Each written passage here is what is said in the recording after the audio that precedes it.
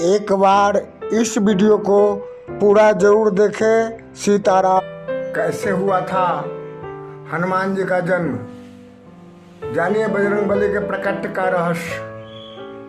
हनुमान जन्म कथा, झलक भक्ति प्रेम। शुरुआत। जय श्री राम। सुनने और जानने वाले सभी भक्तों को झलक भक्ति प्रेम चैनल की तरफ से सादर वंदना। आज हम बात करने वाले हैं उस रहस्य की, उस अद्भुत कथा की जिसे सुनने मात्र से मन प्रसन्न हो जाता है। जी हाँ, हम बात कर रहे हैं पवन पुत्र अंजनी नंदन संकट मोचन केसरी नंदन श्री हनुमान जी के जन्म की कथा की। क्या आप जानते हैं हनुमान जी का जन्म केवल एक सामान्य जन्म नहीं था। उनके जन्म के पीछे कई रहस्य, वरदान और देवताओं की लीला छुपी हुई है। तो आइए जानते हैं हनुमान जी के जन्म की संपूर्ण कथा, जिसे जानना हर भक्त का सौभाग्य है। त्रेता युग का समय था। जब जब पृथ्वी पर अधर्म बढ़ता है, तब तब भगवान स्वयं या उनके रूपों में कोई दिव्य शक्ति अवतरित होती है। ऐसे ही एक अद्भुत शक्ति के रूप में हनुमान जी का जन्म हुआ। हनुमान जी के जन्म से पहले हमें जानना होगा अंजना माता और केसरी महाराज के बारे में। अंजना माता पहले अप्सरा थी, जिनका नाम पुंजिक स्थली था। वह बहुत ही रूपवती थी, लेकिन एक श्राप के कारण उन्हें बानरी स्वरूप में आना पड़ा। कौन था जिसने अंजना को श्राप दिया? एक बार अप्सरा पुंजिक स्थली स्वर्ग लोक में विचरण कर रही थी। खेलते खेलते वे ऋषि मुनि के आश्रम में पहुंच गई। वहां एक मुनि तपस्या में लीन थे। पुंजिक स्थली ने मुनि का अपमान कर दिया, जिससे मुनि ने उन्हें श्राप दे दिया कि तुम्हें बानर योनि में जन्म लेना पड़ेगा। जब पुंजिक स्थली ने क्षमा मांगी तो मुनि ने कहा, बानरी रूप में तुम्हारा विवाह केसरी नामक बानर राज से होगा और तुम्हें एक दिव्य तेजस्वी पुत्र की प्राप्ति होगी, जो जगत में अमर होगा। यही पुंजिक स्थली बानरी योनि में अंजना माता बानर राज केसरी का तप। बानर राज केसरी, जो कि सुमेरु पर्वत के निवासी थे, बड़े पराक्रमी और धर्मनिष्ठ थे। अंजना माता और केसरी दोनों ही संतान की इच्छा से कई वर्षों तक भगवान शिव की कठोर तपस्या करने लगे। इधर स्वर्गलोक में देवताओं की चिंता बढ़ रही थी, क्योंकि राक्षस राज रावण ने तीनों लोकों में आतंक मचा रखा था। ब्रह्मा जी, विष्णु जी और महादेव सभी चिंतित थे। तब महादेव ने निर्णय लिया कि वे स्वयं अंश रूप में बानरी योनि में प्रकट होंगे। भगवान शिव ने पार्वती जी से कहा, मैं बानर रूप में जन्म लूंगा, क्योंकि राम का कार्य तभी पूर्ण होगा। पवन देव का योगदान। उधर राजा दशरथ ने पुत्र कामना यज्ञ किया था। उस यज्ञ में अग्नि से जो दिव्य खीर प्राप्त हुई, वो वायुदेव के माध्यम से अंजना माता के पास पहुंची। कथा के अनुसार दशरथ जी की पत्नियां को खीर खाने के बाद जो अंश बच गया, उसे पवन देव ने उड़ाकर अंजना माता के हाथों में पहुंचा दिया। उन्होंने वह खीर ग्रहण की और तभी भगवान शिव का अंश अंजना माता के गर्भ में स्थापित हो गया। इस तरह पवन देव की कृपा से ही अंजनी नंदन हनुमान जी का जन्म हुआ। इसलिए हनुमान जी को मारुति नंदन और पवन पुत्र कहा जाता है। हनुमान जी का जन्म कुछ समय बाद चैत्र मास की पूर्णिमा तिथि को मंगलवार के दिन अंजना माता ने हनुमान जी को जन्म दिया। उनका जन्म होते ही पूरे सुमेरु पर्वत पर प्रकाश फैल गया।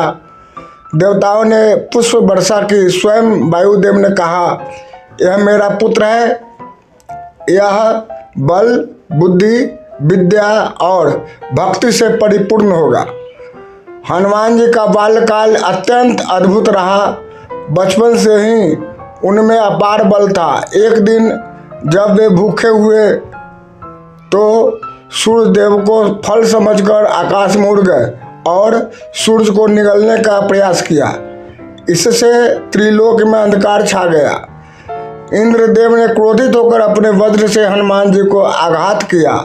जिससे उनका एक गाल सूज गया, तभी से उनका नाम हनुमान पड़ा, जिसका अर्थ है जिसका एक गाल सूझा हो।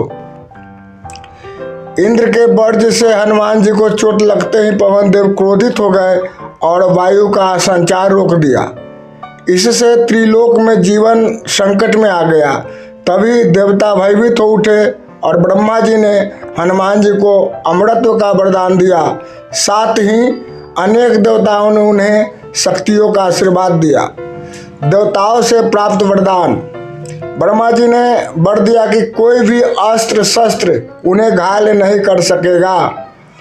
शिव जी ने अपने अंश से बल और भक्ति का वरदान दिया। विष्णु जी ने चिरंजीविता का आशीर्वाद दिया। अग्निदेव ने कहा कि अग्नि से उनका कभी अहित नहीं होगा। वरुण देव ने कहा कि जल में उन्हें कोई क्षति नहीं पहुंचेगी। यमराज ने वर दिया कि काल भी उनका कुछ नहीं बिगाड़ सकेगा। कुबेर ने अपार संपत्ति और यश का आशीर्वाद दिया। सरस्वती ने अमोघ वाणी और ज्ञान का वरदान दिया। इस प्रकार हनुमान जी अद्भुत शक्तियों से युक्त हो गए। हनुमान जी का उद्देश्य: हनुमान जी का जन्म केवल केसरी और अंजना माता का पुत्र बनकर रहने के लिए नहीं हुआ था। उनका अवतरण श्री राम जी की सेवा और रावण का अंत करने के लिए हुआ था। उनकी भक्ति, सेवा, वीरता और शौर्य का उदाहरण रामायण, महाभारत और पुराणों में मिलता है। बाल हनुमान और शिक्षा: हनुमान जी बालकाल में अत्यंत चंचल और बलशाली थे। ऋषि मुनियों ने उनके माता पिता से कहा कि ये बालक अद्भुत है, लेकिन इसे शिक्षा की आवश्यकता है। तब सूर्य देव से जाकर हनुमान जी ने ज्ञान अर्जित किया। सूर्य देव ने उन्हें ज्योतिष, वेद, शास्त्र, नीति, राजनीति, आयुर्वेद, संगीत आदि का ज्ञान दिया। हनुमान जी और राम भक्ति: शिव जी ने स्वयं कहा है कि राम काज किन्हे बिनु मोहि कहाँ विश्राम। अर्थात हनुमान जी का जन्म ही राम काज के लिए हुआ। इसलिए जब रामायण के प्रसंग में श्री राम हनुमान जी का मिलन होता है तो वह क्षण सृष्टि का अद्भुत संयोग बन जाता है। हनुमान जी ने सीता माता की खोज, लंका दहन, लक्ष्मण जी को संजीवनी बूटी लाना, रावण के विरुद्ध युद्ध में प्रमुख भूमिका निभाई। चिरंजीवी हनुमान: आज भी हनुमान जी को अजर अमर कहा जाता है। वे आज भी इस संसार में विद्वान हैं और जो भी भक्त सच्चे मन से उन्हें याद करता है उसकी सहायता के लिए अवश्य उपस्थित होते हैं। शास्त्रों में कहा गया है, संकट से हनुमान छुड़ावे, मन क्रम वचन ध्यान जो लावे। अंत में हनुमान जी का जन्म महज एक कथा नहीं बल्कि एक संदेश है। भक्ति, शक्ति, ज्ञान और विनम्रता का मेल ही सच्चा धर्म है। वे शक्ति है लेकिन साथ ही सेवा भाव के प्रतीक है। उनकी भक्ति से बड़ा कोई साधन नहीं। तो आप भी संकट मोचन हनुमान जी का सच्चे मन से स्मरण करें। उनका जन्म, उनका बल, उनका भक्ति भाव हर किसी के जीवन में प्रेरणा देने वाला है। जय श्री राम, जय हनुमान, सीताराम हनुमान।